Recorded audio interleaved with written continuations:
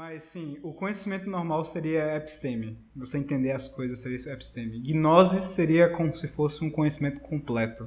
Você meio que entender a natureza das coisas. Na sua essência, né? Na sua essência. Como se você entendesse o mundo inteiro em uma frase só. É como a própria palavra esoterismo, né? Exo de dentro. Então você tem a ideia do fundamento daquilo ali, não somente a sua aparência externa.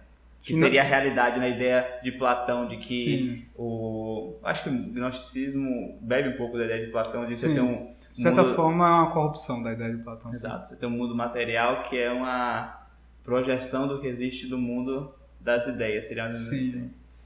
Mas é isso. E também a gnosis, né, para ser mais exato, não será um conhecimento que seria de acesso comum. Tipo, necessariamente só uma minoria de pessoas saberia o que é essa coisa. E não é algo que você pode ser expresso por palavras. Tem que ser algo que entre você de alguma forma. Geralmente por um ritual, por uma prática, por uma disciplina muito extrema, algo assim.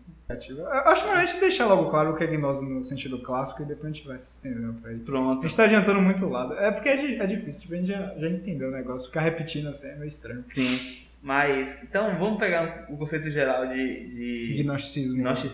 Certo. Então, a ideia é o seguinte, no gnosticismo existe a crença de que existia um mundo celestial dos seres perfeitos. E tudo era ótimo. Que tudo era ótimo e imaterial. Sim. Então, tudo no campo espiritual.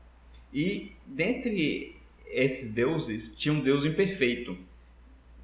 Não sei se ele foi criado por um desses deuses perfeitos ou se... Eu imagino que, tipo, tudo sempre existiu. Tudo que não é escrito ou não tem, sei lá, uma autoridade central pra, tipo, por assim dizer, forçar a poética no povo, acaba sendo muito confuso. Se você vê mitologia grega, você, sei lá, vai ver o conto de Prometeu. Você vai ter 5 versões de como Prometeu roubou o fogo e se lenhou, entendeu? Eu imagino que deve ter, tipo, 1000 versões de, sei lá, como esse deus imperfeito surgiu. É, verdade. Porque eu lembro que tem uma que, sei lá, é tipo... Quase que adiantando lá daqui, eu acho que se Sofia tropeça em um lugar, ela cria. Daí, tipo, como isso acontece? Ela tropeçou por quê? Ela tropeçou num lugar que não tinha matéria. Entendeu? Alguma coisa assim. Mas assim, continua. Mas enfim, tem esse deus imperfeito e que ele sentia inveja dos deuses perfeitos. Então ele vai e rouba o fogo divino, alguma coisa nesse sentido. Que coincidência.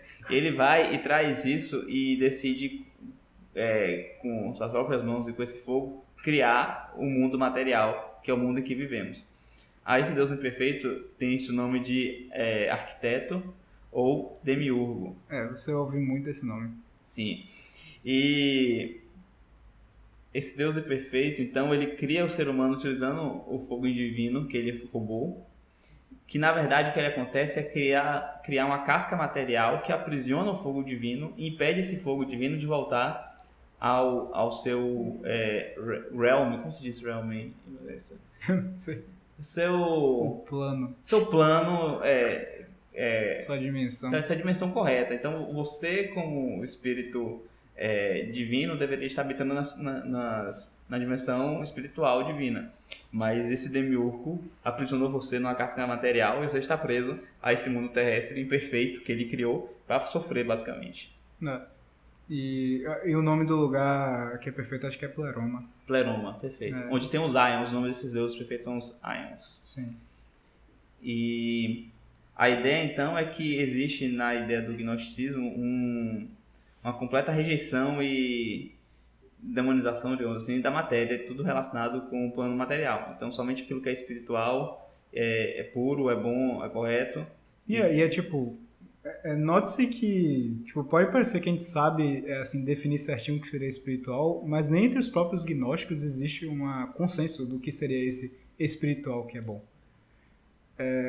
Praticantes do gnosticismo, eles podem alternar desde libertinagem extrema até castidade em nível, sei lá, do cara morrer de solidão.